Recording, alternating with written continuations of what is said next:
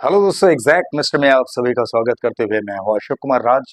और मेरे तहे दिल से आप सभी को नमस्कार, आदाब, सत श्री अकाल, राम राम।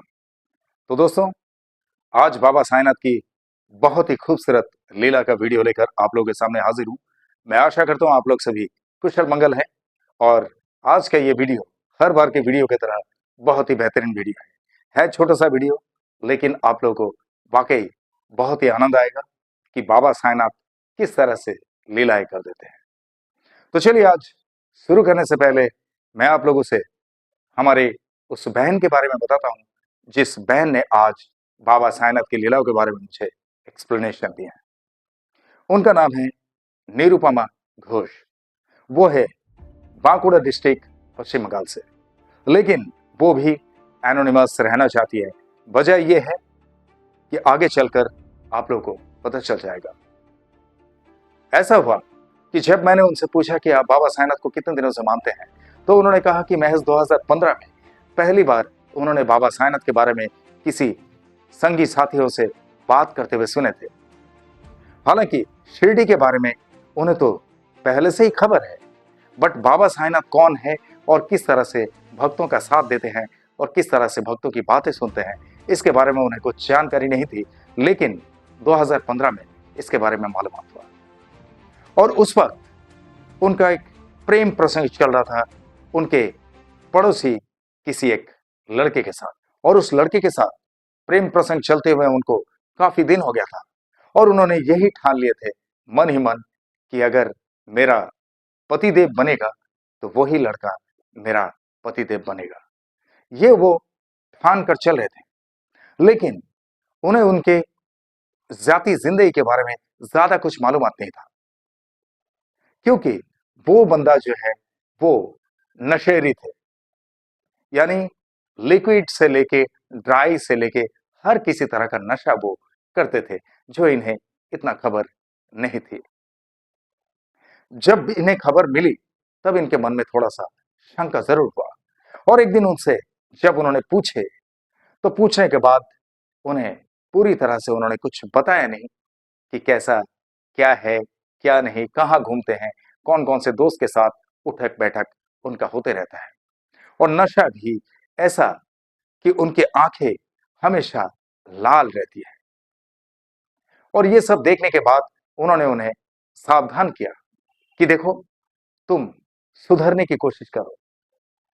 हालांकि वो बड़े घर का बेटा है, इसी वजह से उसे ज्यादा कुछ पैसे वैसे के बारे में कुछ तकलीफ नहीं थी, वो सोचता भी नहीं था। लेकिन निरुपमा जी, इनको तो अपने जिंदगी का ख्याल है ना, पूरी जिंदगी बितानी है। और पूरी जिंदगी जब बिताएगी, जिसके साथ में बिताएगी, वो बंदा कैसा है, वो बंदा कितना केयरफुल है, ये भी तो देखना जरूरी होता है। तो ऐसे ही जब इनके मन में इस तरह का शंका हुआ, तो बहुत परेशानी में घिर गए। और परेशानी में इस तरह से घिर गए कि वो खुद कुछ भी फैसला नहीं कर पा रही थी खुद के लिए कि क्या सही रहेगा या क्या नहीं। हालांकि उन्होंने ये कई बार सोचे कि इनको मैं सुधार दूंगी, जो कुछ भी इसके अंदर कमियां हैं उस कमियों को दूर करने की कोशिश करूंगी। लेकिन ऐसा सोचते सोचते उन्होंने वो बात याद किए जब 2015 में उनके संगी साथियों से जो बात सुनाई दी थी ना बाबा साईंनाथ के बारे में।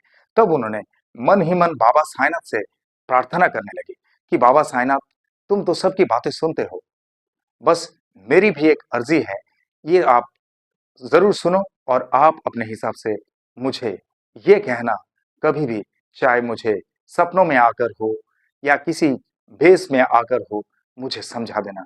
मुझे खुद को कुछ समझ में नहीं आ रहा है, क्योंकि ये पूरी जिंदगी की बात है। हालांकि मैं उससे बहुत प्यार करती हूँ, मैं उसे दूर भी नहीं हो पा रही हूँ, उसमें हजारों कमियां क्यों ना है, लेकिन फिर भी मेरा मन उसी पर अटका हुआ है। मैं उसे बहुत प्यार करती हूँ। तो बाबा साईंनाथ से इतना कहा। और बाबा साईंनाथ से इतना कहने के बाद बाबा साईंनाथ तो हर बातें सुन ही लेते हैं। लेकिन एक दिन बाबा अचानक से उनके सपनों में आए। और सपनों में आने के बाद उनसे यह कहा कि बेटी, तू जिसकी तलाश में है, तू जिसे अपना बनाना चाहती है, वो तेरा अपना है ही नहीं।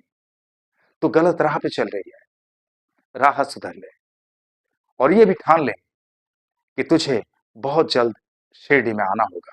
तब तुझे पूरी तरह से पता चल जाएगा और तेरी जिंदगी में खुशियां ही खुशियां।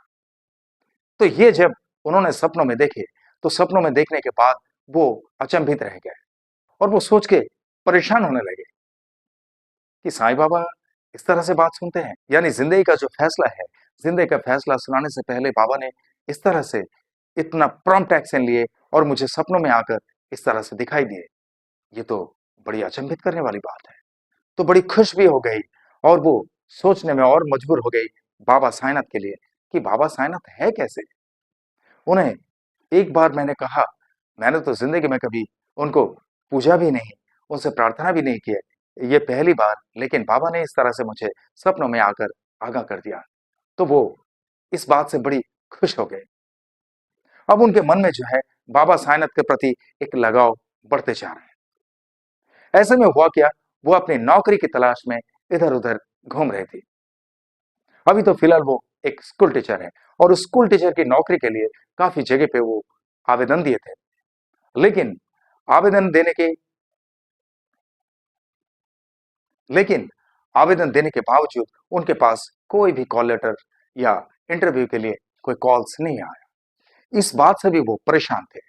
इसके लिए फिर से उन्होंने बाबा से प्रार्थना की और बाबा से जैसे प्रार्थना किए, उसके महज 1 से डेढ़ महीने के अंदर उनके पास एक कॉल आया कि फलानी तारीख को आपका इंटरव्यू है और एड्रेस भी उनको बताया कि इस एड्रेस में जाना है, वहां पर जाके आपको इंटरव्यू देना है। हालांकि ऐसा ही हुआ। वो इंटरव्यू दिए और इंटरव्यू देने के लिए जब गए, इंटरव्यू देने से पहले वो बाबा से प्रार्थना किए और बाबा ने ये कहा कि तुम शिरडी में दर्शन करोगे, उसके बाद तुम्हारे लिए खुशियां ही खुशियां। ऐसे में हुआ ही कि एक तो उनका स्कूल का यानी उनकी नौकरी का मैटर है और उनका जो जीवन साथी है, जिनके लिए वो सोच बैठी है और सोच कर रखी है कि वही मेरा जीवन साथी बनेगा, लेकिन ये चीज जो है झूठ है उनकी जिंदगी में, ये बाबा ने उन्हें आगाह कर दिया। अब जो संगी साथियों से उनकी बातें हुई थी, जिनके जरिए उन्होंने बाबा साईनाथ के बारे में सुने थे, उन लोगों ने अचानक से इनसे कहा कि चलो ना हम लोग शिरडी में जाने का प्लानिंग करते हैं। तो शिरडी में जाने का प्लानिंग करते हैं, ऐसा जब उनसे सुनाई दिया निरुपमा जी को, तो निरुपमा जी बड़े खुश हो गए और वो अपने घर पे आके मम्मी पापा से कहने लगे कि मेरी सखी सहेली इन लोग जो है शिरडी जा रहे हैं दर्शन करने के लिए अपने घर वालों के साथ में, तो मैं भी उनके साथ चलना चाहती हूँ। तब इनके मम्मी पापा बोले ठीक है बेटी, तुम भी जाओ, होके आओ, बाबा का दर्शन करके आओ, वो तो सर्वज्ञानी है, त्रिलोकनाथ है, लोग कहते हैं। इनके मम्मी पापा भी बहुत भक्तिपूर्वक उनका नाम लेते हैं। अब क्या हुआ कि वो उनके संगी साथियों के साथ में निकल पड़े शिरडी के लिए। लेकिन जब शिरडी में जाने के लिए उन लोग ट्रेन में बैठे, तो जिस कंपार्टमेंट में उन लोग के ट्रेन का टिकट था, उस कंपार्टमेंट में जाके अपने अपने सीट पर उन लोग बैठ गए और बैठने के बाद देखिए कि उसी कंपार्टमेंट में उनके पड़ोसी गांव का एक बंदा, यानी वो भी बहुत अच्छा खासा लड़का था और वो उसी सीट में बैठे हुए हैं, वो भी जा रहे हैं बाबा साईनाथ का दर्शन करने के लिए। जब पूछताछ हुई, बातचीत होने लगी, तो बातचीत होते होते उन लोगों में परिचय हो गया और जैसे ही परिचय हुआ, तब उन्हें पता चला कि वो तो हमारे पड़ोसी गांव का रहना और यहीं पे से आंखों देखी निरुपमा जी के साथ उनका अटैचमेंट होने लगा और जैसे ही अटैचमेंट होने लगा, तो उन लोग बड़े खुश हुए और शिरडी में जाने के बाद एक साथ में बाबा का दर्शन करना, भले ही अलग अलग तरीके से रहते, इन लोग अलग गेस्ट हाउस में, वो अलग गेस्ट हाउस में, लेकिन उन लोगों का नंबर का आदान प्रदान हो गया और उन लोगों ने कहा कि हम लोग एक ही साथ में दर्शन करेंगे, एक ही साथ में घूमेंगे। बड़े खुशी खुशी उन लोग वहां पर घूमने लगे। तो बातचीत हो गई, बातचीत आगे बढ़ती रही और जब बाबा का दर्शन किए, तो बाबा का दर्शन करते वक्त इन्होंने, निरुपमा जी ने बाबा से यही कहा कि बाबा, मेरे लिए मेरा जीवन साथी का चयन तुम्हें ही करना है, क्योंकि तुमने सपनों में आके मुझे आगाह किए कि जिसे मैं चाहती हूँ वो मेरे लिए ठीक नहीं है। अब सब कुछ तो तुम्हारे ऊपर, और तुमने कहा था ना कि शिरडी में आकर तुम्हारा दर्शन करने के बाद मुझे खुशियां ही खुशियां मिलने वाली है। तो मैं उसी दिन का इंतजार में हूं बाबा कि तुम कब मुझे वो खुशहाली दोगे और मेरा जीवन साथी मुझे ढूंढ कर दोगे। और मेरी नौकरी का जो सवाल है, नौकरी का सवाल ये है कि बाबा, जहां से मेरा इंटरव्यू के लिए कॉल आया वहां का इंटरव्यू पास हो जाऊं और वहां पे मुझे नौकरी मिल जाए, बस इसके लिए आप जरूर नजर उठा के देखना। बस इतना कह दिए, दर्शन किए, घूमे फिरे, वहां से बाबा की एक मूर्त लिए, मूर्त लेकर घर पे आए। उनके मम्मी पापा भी खुश हुए और घर पे आने के बाद उन लोग बड़े खुश हो गए कि बाबा का दर्शन किया। हालांकि ये जो लड़का उनके पड़ोसी गांव का, जो ट्रेन में एक साथ में जा रहे थे, उनके साथ में इतना अटैचमेंट हो गया कि आज वही उनका हस्बैंड है। बोलिए मेरे साथ, ओम साई राम। वो एक बिजनेसमैन है और हमारी निरुपमा जी के बारे में जो इंटरव्यू देने वाले थे, उस इंटरव्यू में गए और उस इंटरव्यू में वो इस तरह से पास हो गई कि आज वो एक स्टेट गवर्नमेंट के टीचर की नौकरी करती है। बोलिए मेरे साथ, ओम साई राम। ये है बाबा साईनाथ का कमाल। क्या कहेंगे आप लोग? बड़ा अच्छा लगा मुझे, बहुत खूबसूरत, छोटी सी लीला है लेकिन बड़ी खूबसूरत है। और इसके बाद एक और घटना इन्होंने बताया कि बाबा साईनाथ किस तरह से बातें सुनते हैं। एक बार इनके घर परिवार के लोग, इनकी मौसी जी, इनके चाचा चाची, इनके परिवार के मतलब 2-3 परिवार एक साथ में घूमने के लिए निकले। घूमने के लिए मतलब वहां पे पश्चिम बंगाल में इन्होंने कहा कि एक बहुत बेहतरीन जगह है, यानी सी साइड है, जैसे मुंबई में जुहू चौपाटी है, इसी तरह का वहां पश्चिम बंगाल में दीघा करके एक जगह है। तो दीघा का जो समुद्र है, उस समुद्र के किनारे में घूमने को बहुत अच्छा लगता है और उस समुद्र में नहाने लायक भी है। वहां पे नहाने के लिए भी बहुत सारे लोग पानी में उतरते हैं, नहाते हैं, एंजॉय करते हैं। और वो एग्जैक्टली एज दैट, कि जैसे जुहू चौपाटी है या और भी जो सी बीचेस होते हैं, ऐसे ही वो एक बीच बना हुआ है। तो वहां पे घूमने के लिए उन लोग बस में बैठे, सारे के सारे लोग परिवार के, और भी बस में बहुत सारे लोग थे। खैर, उन लोग तो अनजान थे, इनके परिवार के बहुत सारे लोग इकट्ठे थे।